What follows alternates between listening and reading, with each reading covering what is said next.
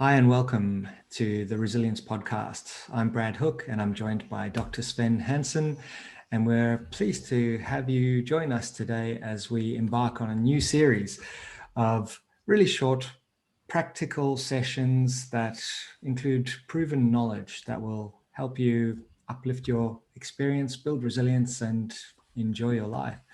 So, Dr. Sven, maybe you could start off by sharing with everyone why we are actually doing this.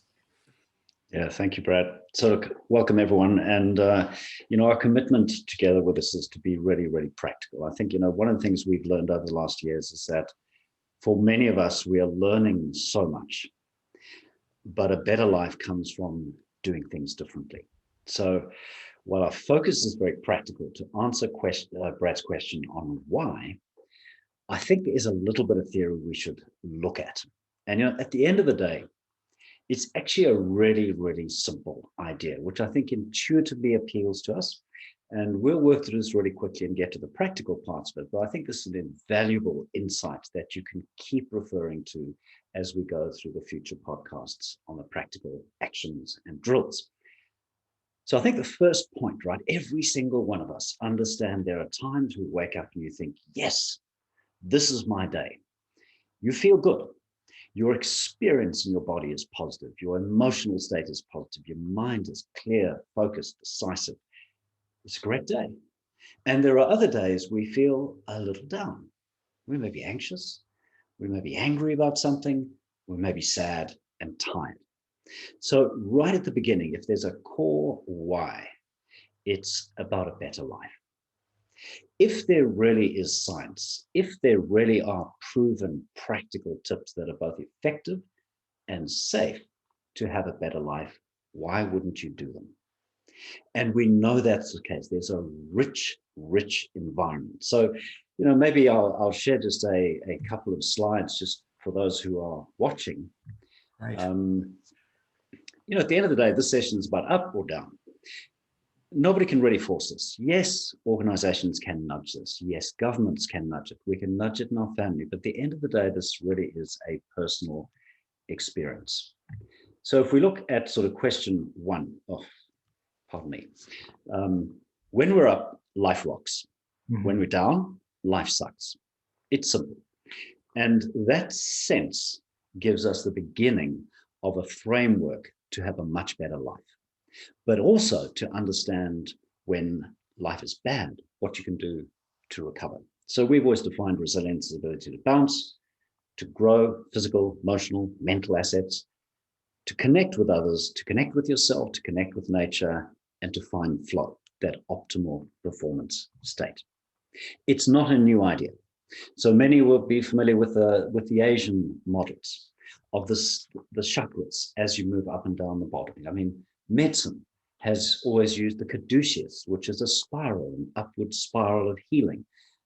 First, do no harm, and then seek to heal and seek to improve life. The Kabbalah in Jewish thinking is a very sophisticated model that has a similar concept of integrating and moving up towards a better life. And then Claire Graves' work on spiral dynamics, the sense that we can actually improve our consciousness, have been picked up by a number of organizations, more recently by the Integral Institute. All right, so in simple terms, when we go down, there is often some fear that can change to anger or even sadness. To go up, we have to open ourselves to an experience rather of retreat and fear or attack to one of curiosity, openness. Then we've got to find the energy, the passion, the drive, the grit to move. It's emotional terrain. And then we're going to use our minds. And that's how we enter the flow state. Mm-hmm. So it's a very, very simple thing. If that is all you look at, you have started to put a strong framework around your practices. So if you look at the graph on the left, that is our standard resilience diagnostic and development model. Our commitments have always been, keep it evidence-based, there must be science, keep it practical, and keep it integral. In other words, it involves your body, it involves your emotions, it involves your mind. And I won't spend time because we describe this separately on the website, and that's free for anyone to have a look at. But it just gives us a sense of some of the distinctions as we move up and down the spiral. At the moment, we're exploring this concept of, could we simplify this? So on the right-hand side, you get a more simple model. I've worked through that quickly. So, let's say we're just traveling and we become busy. Once we overload the brain, the mind tends to disengage. It's a very important distinction. We know that 46% of the time we are disengaged. When you disengage, your mind is no longer working for you. Now the emotions kick in. The first one tends to be flight, which is the fear response, which if we don't handle becomes anxiety. The second, if we can't get away, we get angry, fight response, which is combative and leads to some hostility. And then if that doesn't work, what we all do as mammals and many creatures is the freeze response. We shrink back, we collapse, we lose energy. And while that's adaptive in certain situations, if we cannot recover from that, that leads to the terrain of fatigue and depression. We don't want that. There's way too much in our world. So bounce is that ability to come back up. And then the upside, we believe, starts with your physiology. There's an opening when your heart rate slows, when your breathing slows, when your vagus nerve fires. That leads to exploration. What's your kid crawling around doing things? That's a very fundamental physiological state. Then we energize. We need to get a good night's sleep. We need to get some exercise in the day. We need to make sure we eat well. And we need to make sure we put this together in the rather complicated, sedentary lives we lead. And with energy, we can connect. And first we connect with ourselves, our feelings, our thoughts, even our bodies. Then we connect with the world around us, with other people, with nature. And it's when those emotions are shaped positively that the mind becomes a good friend. When emotions are calm and positive, the mind is stable. You can focus it and you can use it skillfully. And that's kind of your doorway into flow. Does that make sense, Brad? Is there anything you'd like to add to that? Oh, absolutely. Makes sense to me. The downward spiral, this could happen quickly or very slowly without people even realizing it. Yeah, good. I think that's a really important concept. So, if you take a situation that all creatures are well adapted to, is the kind of sudden onset of, say, a predator. Mm-hmm. And it happens very quickly. One minute you're feeding, next minute you're running for your life. And in that state, and this is typical of the archaic or reptilian system, is it goes to flight, fight, and freeze. And that can happen literally sub-second, round about 0.3 of a second. 1 minute you're there, next minute you're running for your life. 1 minute you're on stage speaking, next minute you can't find your words, right? It just stops. And if you can't get away, sometimes we turn to anger. And in a severe assault, many prey creatures will just freeze. They'll play dead. So sub-second. And I think this happens from time to time. You think about when you're in the traffic and you have a close accident, you'll have that very sudden experience. So you go down fast and we generally recover fast. What we do need to be conscious of in today's world is we have so many little stresses. How many emails, how many text messages, how many tasks do you have? So these little, if you like, challenges continually hit us. And that leads to us sort of going down, part coming back, and then being pushed down again, pushed down again, pushed down again. So it can happen very slowly too. And I'll never forget very early in my career as a young doctor, understanding that a highly functional executive in my clinic had been going down the spiral over 6 months or even a year. So that is part of, we used to call this chronic stress as compared to acute stress. So it's absolutely clear that this can be sudden, and the skills you need to bounce out of that will be slightly different from something that is sustained distress, where you slide down bit by bit. Mm-hmm. Now, that doesn't mean your bounce can be slower. If you've slid down into that sort of more compromised state, it may take you a little longer to get up. But with skills, with the practices we're going to talk about, you can learn to do this fast. Just like you think about a rugby player, they're knocked to the ground. It's it's a severe event, but they're up and running again. That's rapid bounce. And I think the same token, sometimes when you've had a rough day and things have hit you one after the other, there are techniques you can use as soon as you get home to stimulate rapid bounce. Yeah, makes a lot of sense. So procrastination, which is something I hear a lot of people find quite debilitating, it's a freeze response in many ways to overload. I agree. Yeah, really interesting. I agree.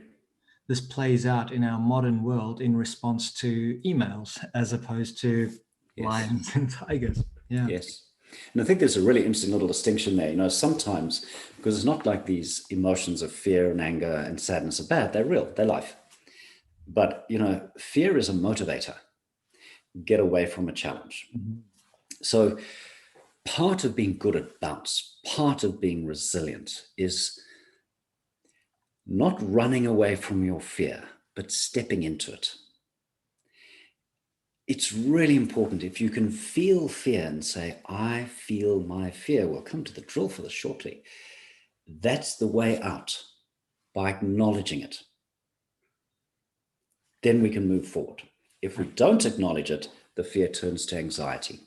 Likewise with anger. If we acknowledge I'm angry, well, it's important to you. Your boundary's been crossed. You need to go into that anger and then turn into something skillful. Hostility resolves. If it doesn't, you remain a very angry person. We see this around the world. And likewise with freeze, if we can come out of a freeze response, acknowledge our sadness, we can start to move forward. If we deny that sadness, that freeze response can become chronic fatigue and even depression. So that self-awareness is the most important first step. Key. And I guess that in many ways, I'll go straight to the practical bit. The first thing, the first drill is to ask yourself the question, can I sense my state?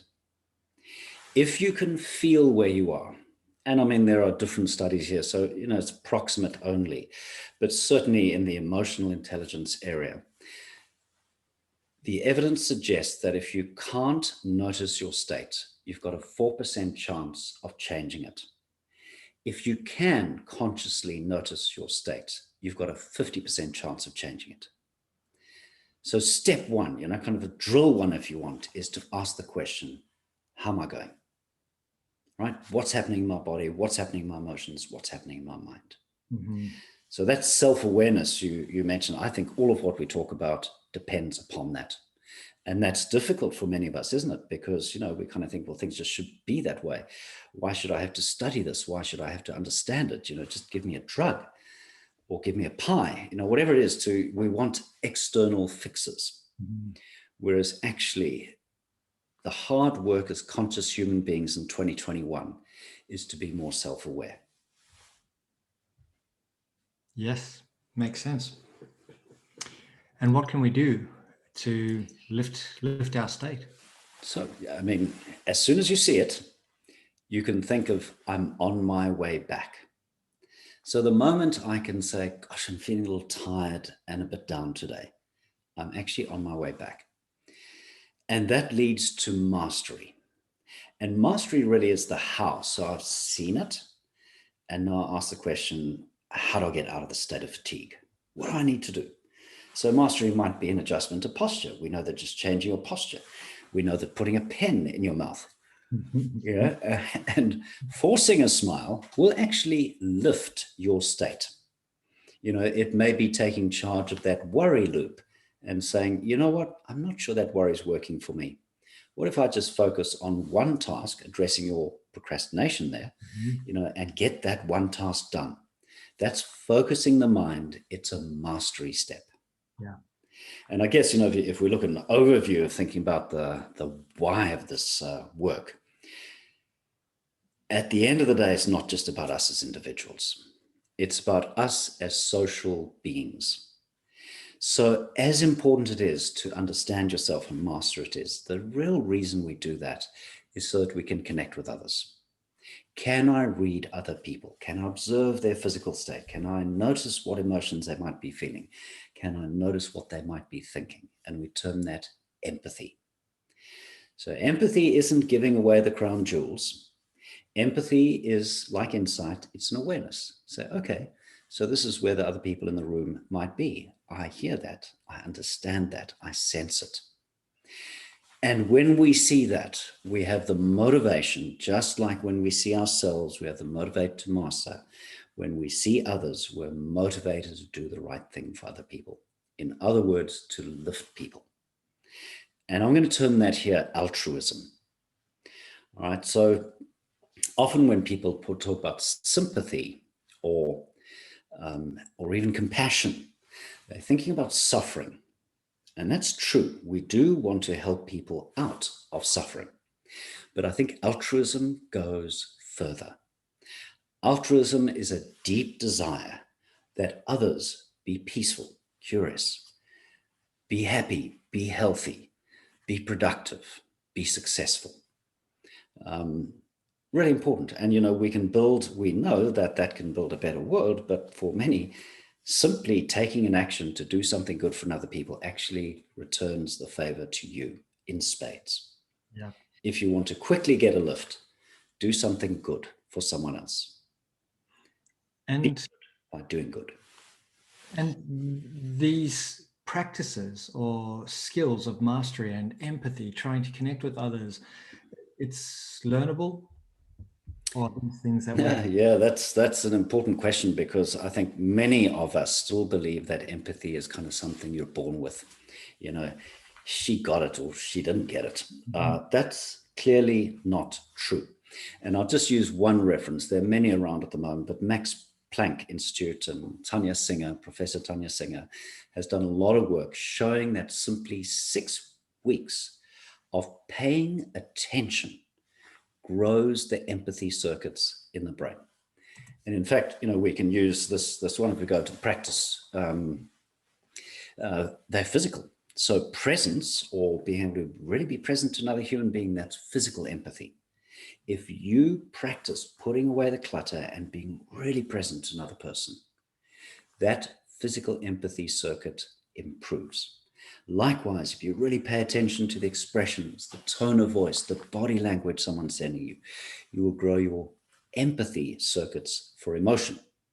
And thirdly, if you ask yourself the question, I wonder what this person is thinking, you start to grow what we call perspective taking or cognitive empathy. So yes, 100% it can be learned.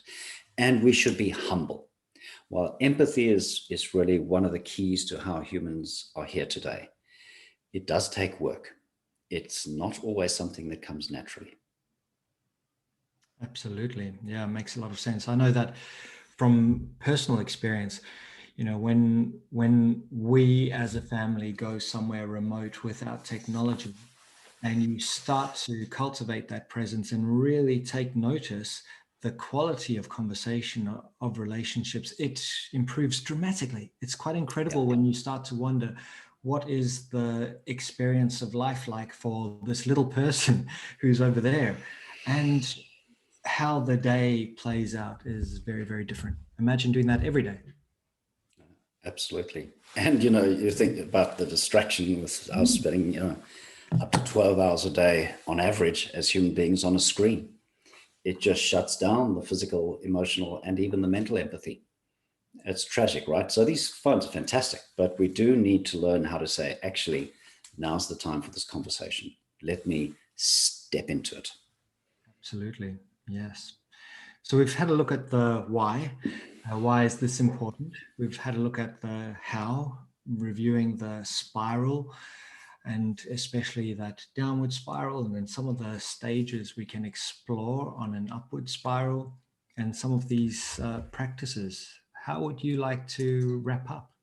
Yeah, I think, let's keep this really, really simple. I sense that this center of the spiral, it's, remember what I said about curiosity? I think this is key. Be curious. So the first practice is insight, as we discussed. And insight comes from asking questions. How am I in the body? How am I emotionally? How am I mentally? Mm-hmm. So we use this very, very simple aphorism, if you like. Check body, check emotion, check mind.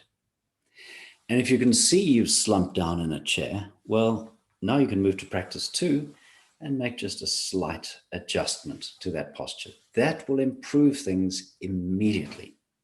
You could relax your face. You could exhale. So I sense my breathing. I notice I'm holding my breath. I exhale, slow things down. Likewise with emotion. Gosh, I'm feeling angry. All right, well, do I really want that anger? You think, maybe it was useful then, but now I need to move something else. So, okay, let me be a bit more tolerant. Let me accept. Let me even act with a little kindness. And likewise with mind. I notice my mind is spinning about the future. Check. Bring it back to the present. I notice my mind is grumbling about something that happened earlier today. Check. Bring it back to the present. And in that, Brad, you solved a lot of that procrastination issue. When you're sitting there in a kind of funk and you simply check your body, check your emotions, check your mind, what you'll find is a mess. Yes. So if you want to get something done, adjust the body, maybe do a stretch, relax your face, shake it out, have a cup of coffee, all physiological body stuff, and then say, okay, I want to get this done. Drive up the curiosity and the passion of what that looks like, and then focus the mind. Yep. So that's kind of the key thing. And I guess, in closing, I think this is as the takeaway drills for today, check the body, as we said, adjust the body, check emotions, ask, name the feeling. Is there sadness? Is there anger? Is there fear there? In terms of adjust emotion, we're going to come back to this in a couple of podcasts' time. But as we said, if you can name it, it's already quietening down. Then you can use the breathing, use your posture, use the care for another person to tame the destructive emotion. And then you can actually ask, well, what would be a different emotion? All right, so name it, tame it, reframe it, and then check the mind. How much load am I under? Am I focused? Am I aware of the bigger situation? And the adjustment, be clear. I'm going to get this job done to get out of this procrastination issue. Give it 100%. And then just don't lose track of what your surrounds are doing, because that's called situational awareness. You need to be in a sensible concept. And really, Brad, that from a content point of view is it. I think as you say, the why. This is important. We're not going to talk a lot about why in this series. There's plenty of that in our other material. But in terms of practical, check body, check emotion, check mind, adjust body, adjust emotion, adjust mind. I think it makes perfect sense. And it's a great place to start with the real benefit for listeners and everyone out there in our network is moving up that spiral to the place where life rocks. Because at the end of the day, that's what we want, even if we can't quite articulate it. I think that's a and great... Brad, like you said, and I think the idea of, when resilience fails, it can happen fast or slow. But by the same token, when you go up, it can happen fast and slow. So you can think of that maybe as a state. So if I'm having a difficult time with this task and I'm procrastinating, not getting anything done, I'll make the quick adjustment and I get it done. That's fast. But if you keep making that adjustments, imagine if you stepped into every conversation today 100% present for that person. That accumulates over time. And that's what we really want to focus. What are the drills you need to do every single day that over a period of months or years, you find yourself stable at a much higher state? And I think that's the goal, right? That's a better life in every possible way. Absolutely. And very similar to what elite athletes and sports people would be drilling day after day after day to elevate their performance and stay at the top of their game. And of course, what they do can be quite extreme. So, what we're going to be talking about is stuff that's practical for you and I, doing a long day's work and dealing with the complexity and the demands of modern life. Yes. So for everyone out there, the following episodes are going to be extremely practical, focusing on a set of skills that we can practice every single day. And we hope that you join us for the next session. It's been a lot of fun. And thanks so much, Dr. Sven. That was really useful. Thank you, Brad. And good luck all. We look forward to hearing how you progress. And we also welcome questions. So if there are questions you've got around this stuff, please feel free so that we can elaborate and give you the practical tools to get a win. Absolutely. So our contact details will be in the show notes, and you will find our website at resilienceeye.com. Until next time, we'll speak to you soon. Thank you.